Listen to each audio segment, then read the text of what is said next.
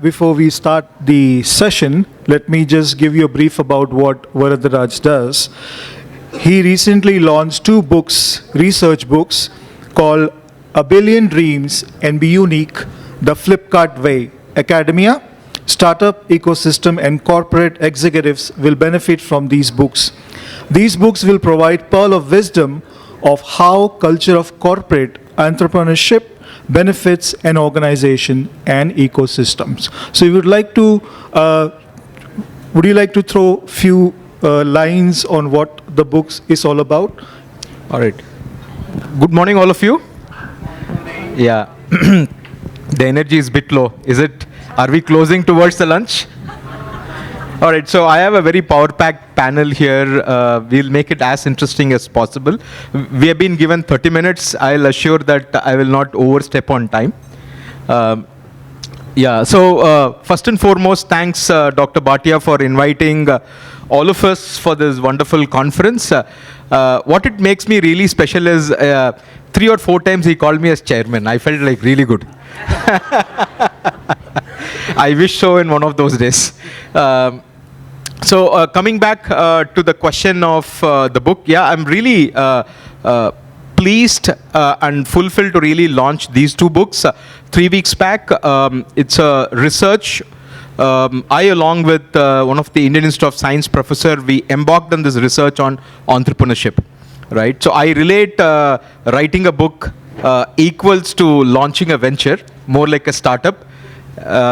If I have to say that everything starts with an idea for a entrepreneur, right? So for me, like it started with how do I really contribute to the industry academia? So that was a small spark, and then got into pivoted back into a big idea of corporate entrepreneurship. We just saw a huge gap in the research, specifically in an emerging economy like India, and there was probably less than 2% of the research on the startup world, and therefore we thought that we should really pivot so that the startup ecosystem would really benefit, and second is the academia.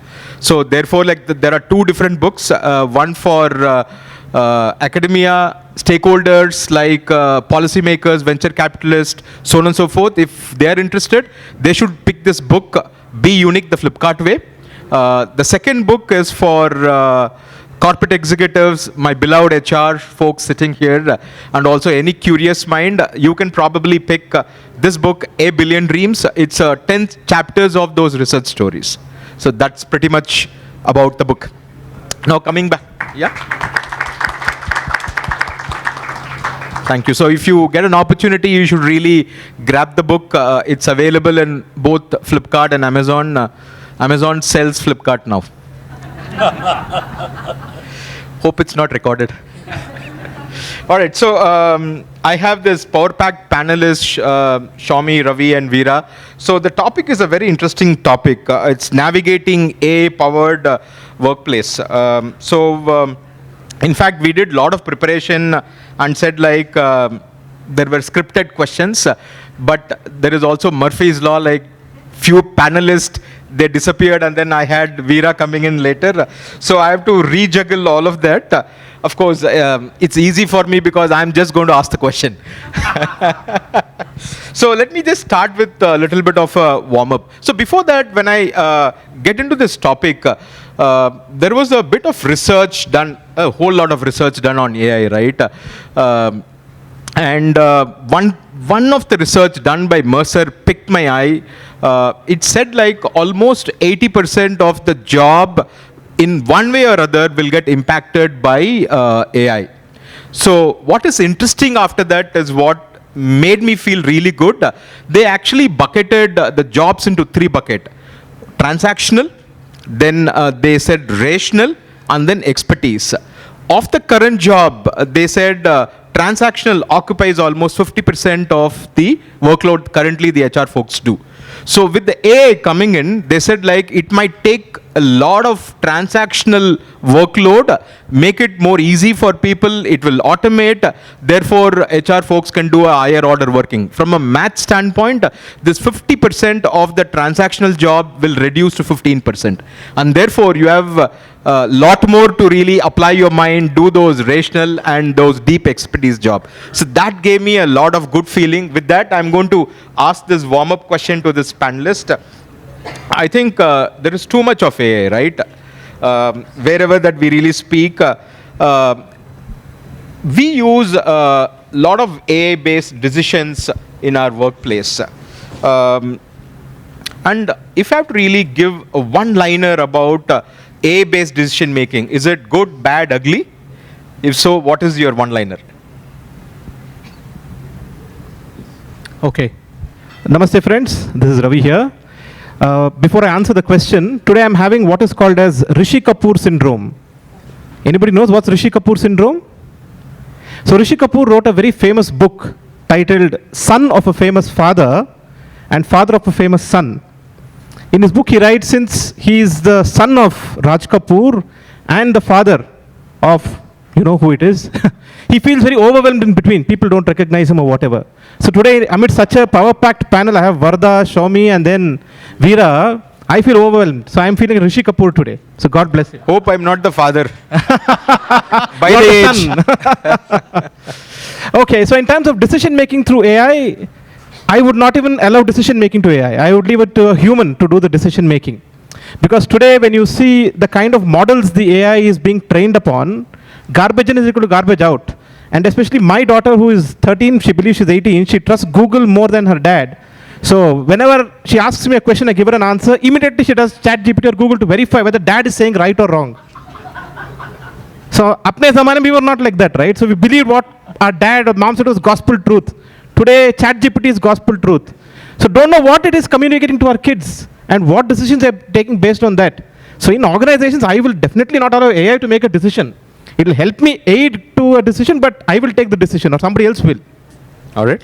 So the world is moved between now AD and BC, which we know earlier, to before Google and after Google, right? And decision making is accordingly right. This thing. I would say maybe a couple of more sentences, Vardha, if you allow me.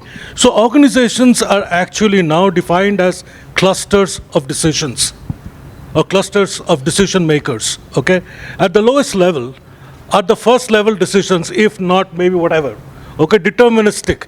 If this, do that, okay. I think there is a huge amount of scope for AI to automate those.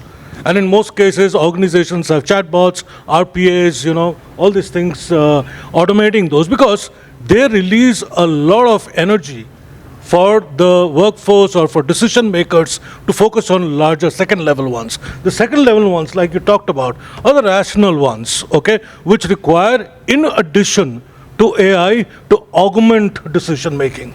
Okay, so that's an augment. So the first was replacement. The second was augmenting.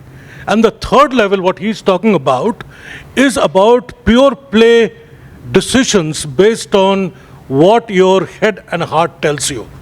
Okay, that unfortunately is not something that AI is able to balance till now. Okay, and that's where we're talking about three levels of decision making, and therefore from that context, okay, I will allocate decision making at different levels, at whether I leverage AI or I leverage human intellect. Nice, show me. I would say embrace AI with open arms, like Dr. Bhatia did, right, in the logo that was displayed. If you don't do that, AI is going to anyways come over and then take a lot of people's jobs. So I'm not a fan of one-liners, so I will not be able to say in one line, but definitely would want to bring in one important aspect. See, to keep it compliant and ethical, the way we had labor laws for HR or organizations to be compliant, we need to bring in those standards. If that is not there, AI can come in and disrupt a lot of things. But if we can bring in and then give a order in which it can operate, like he said, humans can take decisions, AI can implement. So it can be a harmonious relationship. That's what we should look forward for. I hear quite a few perspectives, starting with no, it's human, to a mixed, and then like VEERA says that we need to really embrace. So for me, the definition of AI is not the mere definition of artificial intelligence. Maybe I would say an assisted intelligence, where human and your AI can really coexist. I think that's the world that we are really getting in. Thanks, gentlemen, for a wonderful intro. So, show me. Let me go a little deeper now.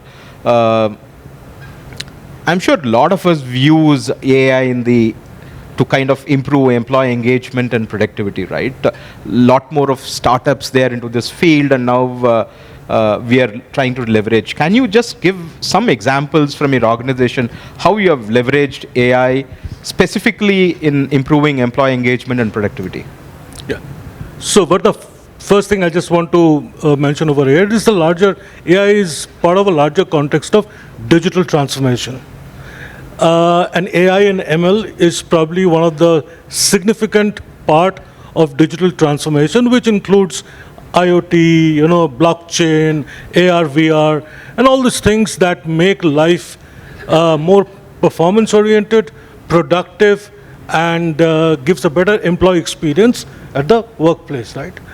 So when we talk about employee engagement, all right, I think the things that AI can leverage from a large perspective of data analysis, and that's the beauty of AI, that it can bring in data from different perspectives, dip its hands into a large data lake and bring up perspectives which for human beings is not able to kind of infer. So we use AI for example, for analyzing employee sentiments. So we just finished employee engagement survey, which has, if you look at a spreadsheet, it would have about 1,000 columns and maybe 800 different this thing which correlates a huge amount of data. AI can quickly get into that, create a word cloud, create all this kind of thing. That's one. Secondly is that, like I said in my earlier, the decision making, right? So we are employing a lot of RPAs, which people call bots because they kind of, replicate language interface, natural language processing. And we are therefore getting data in terms of everyday dipsticks in terms of how are you feeling today, all right? We also use the RPAs for for reducing the jobs at the interface level, for example, in recruiting, okay? The recruiters now, leverage AI as part of their ATS, okay? We are using, AI for productivity enhancements and improvements. So it depends on the kind of maturity that organizations have in terms of the digital transformation and the way that they are leveraging AI. Unfortunately, I've been attending this AI kind of things for the last 1.5 years. I've spoken in quite a few conferences and talked about all these things. I do not think that other than sitting here in this nice room, followed by a good lunch, in HR, we are really implementing some of these things as far as AI or digital transformation goes. Yep, I think it's a food for thought for all of us. Thanks, Shomi. So in a nutshell, what you're trying to really say is we should really leverage AI in the areas of engagement. There's a lot of potential. Yeah, a lot of potential, but not sure whether we have really gone deeper to that. I think all of us collectively should look into that aspect. Getting to VEERA, I think you said we'll have to really embrace AI with a open arm. So let me put you in a little bit of a spot. I was interacting with one of my professor friend in Bangalore, and in the evening, he was, we were just having a coffee conversation, and he was a bit frustrated. I said, like, that morning he visited a bank. I'm not going to say which bank is that. So they want to renew some fixed deposit. And he was expecting some executives would really walk up, do a little bit of an assistance and all of it. To his surprise, somebody said, like, you know what, there is a self-assisted portal. You go, you log in, and then you do what you really want, right? And he tried to really nudge no, can you just really help? Sir, this is very easy, 3-step process. You can always do.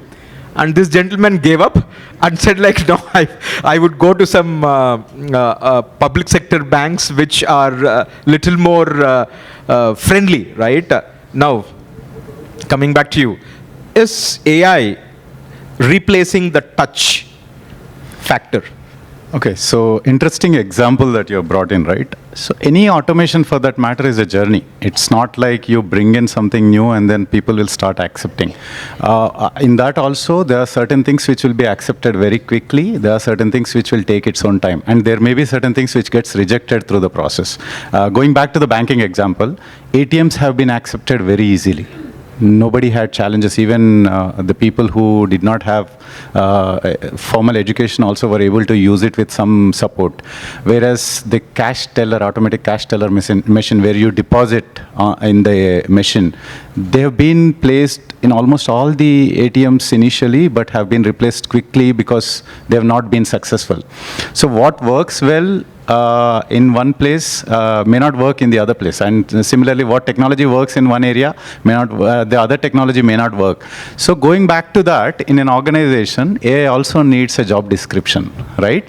So like you join an organization, you create a JD role description and put certain boundaries around a person's role. So you do the same thing for AI and tell AI what to do and what not to do. That's where you will come back to the question wherein if your employees are feeling that touch is required, then let the human beings handle. Where the touch is not required, let the AI take over. So that's how you have to embrace. And then over a period of time, the AIs will also evolve and then they may also start bringing in that touch. So we never know. So let's embrace and then start accepting what is right now. And then as we move forward, we may get into much better situation with AI. Yeah, I really liked the way that you gave the example of ATM machines today that we are so used to, right? So what I'm getting from your response is it's more about habit formation, right? Absolutely. So one is the habit formation. Second, I think there need to be a good balance between tech and the touch. So I keep telling to people, tech and the touch are the two sides of the same coin. It's not like one over the other. Brilliant, brilliant. You can have a touch-enabled tech. Touch-enabled tech. Like the logo? What Dr. Bhatia showed. All right. So, Ravi, to you, like, there is no denial that we are working in an AI world, right? And in this AI world, what would really allow employees to really thrive, right? So, in fact, I was also reading a little bit of a paper from Forbes. They said almost the companies prefer, 86% of the companies prefer, hiring manager, that employees benefit if they really come with AI skills. So given this really context, if you can share some light from your own organization example, like how do you really upskill employees in this AI-powered world? Fantastic. No, that's a fantastic question. I think, see, the biggest fear in the world is the fear of the unknown. So when AI came into picture, people didn't know what it was. So, and it created a lot of panic that AI will take away jobs, it will put us onto Mars, it will take over the Earth, what not all. But today we know it is still in its infancy. Yes, there are various models which are beginning to reason like humans, but it's still got a long way to go where it will actually replace a human being. And I think, like VEERA said, we need to partner with AI rather than get afraid of AI. So we need to embrace, because that's going to be reality end of the day. So what employees require, because in companies, not everybody is focusing on the latest tech. So we are all in a journey, right? So there are few parts of the organization that are right there managing the core AI part of it, to the other extreme of the organization where they have not explored AI at all. That's how all companies have various teams within the functions. So I think we really need to give a sense of purpose to our employees as to why AI is required. And I think at Thomson Reuters, what our leadership team has done right is to sell that purpose in a very, very strong way. And we over-communicate about it as to why are we in business, why AI will help us, and where it will take us from here to there, and how AI will help. And what's in it for me as an employee to upskill myself in this journey, and what will I get out of it. So from selling that purpose story, what we've done is bringing it right to the goals of the organization. So when you look at our goal setting, there are 3 categories of goals that we encourage employees to have. One is our performance goals. That's our bread and butter that we need to do on a daily basis. Second is a career goal, that beyond focusing on your day-to-day job, what else do you want to do to focus on your career and become a holistic, developed individual? And third and most important one is called as the AI goal, or the common goal in the organization.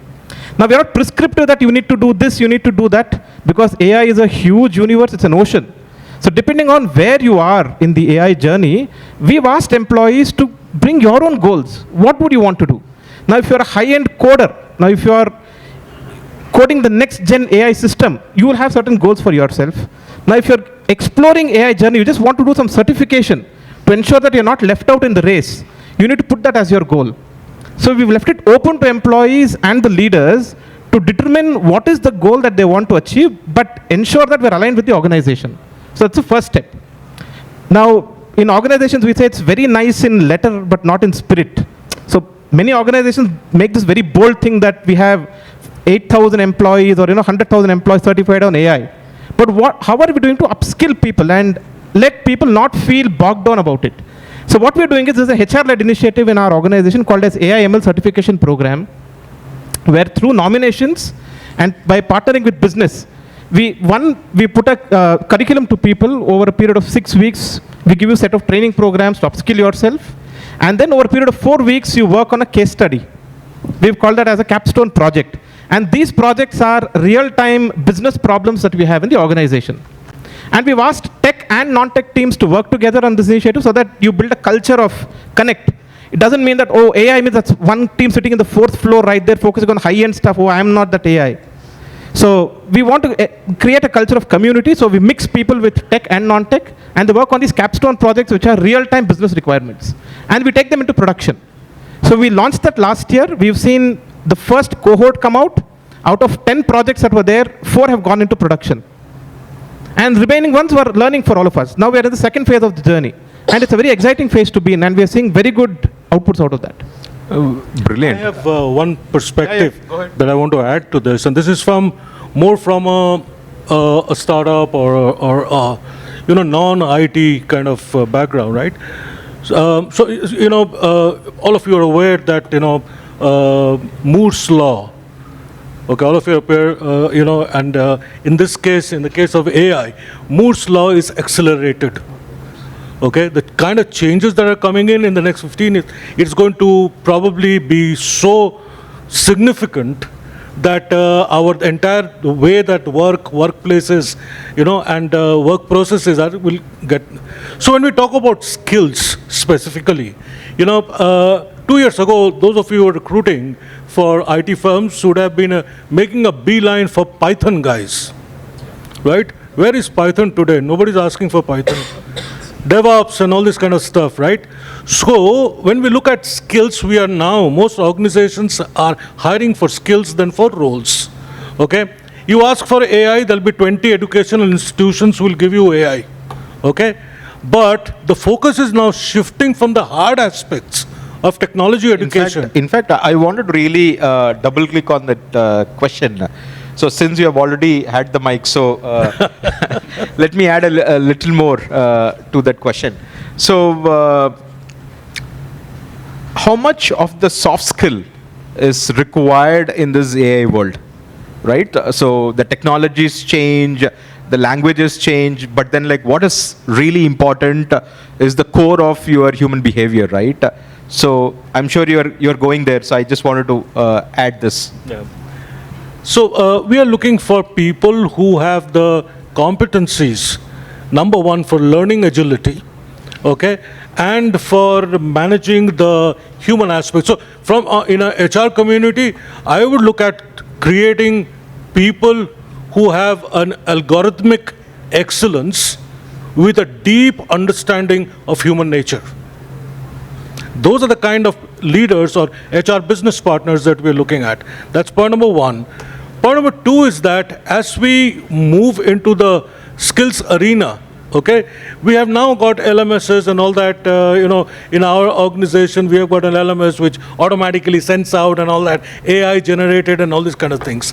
But do we ever look at the fact that today's employees who are used to personalized, nudges on their telephones, on their mobiles in terms of what to buy, what to eat, what to wear, etc. Have we personalized those experiences for skill development, for employee engagement in the platforms that we already have? Okay, I keep on hearing within my organization also that for the learning, the onus of learning is on the employee.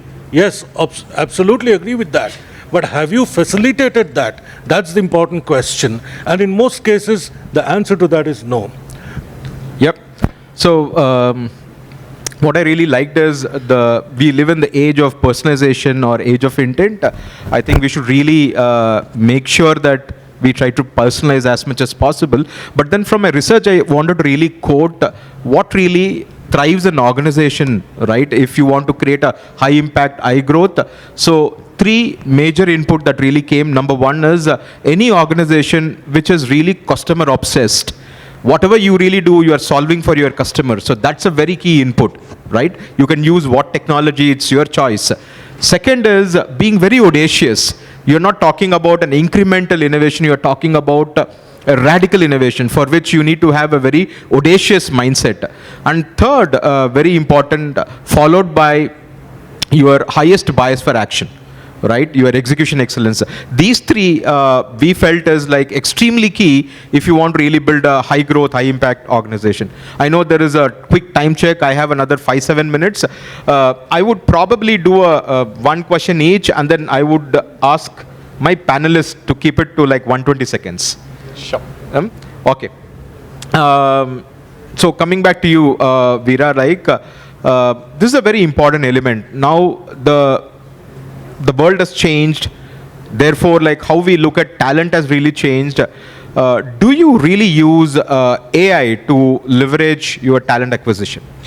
Yeah. 120 seconds. Sure. So we are a product company which actually excels in developing digital products. So we do a lot of products for our own internal consumption as well as for external customers.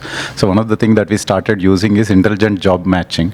While resume screening, scheduling, all of that is done through AI already, we also started doing intelligent job matching where AI does most of the job matching and then gets you the ideal profiles even without you getting into different job portals. So that's something that we have been doing, and then it's effective. We just started the journey, but it's evolving well for us.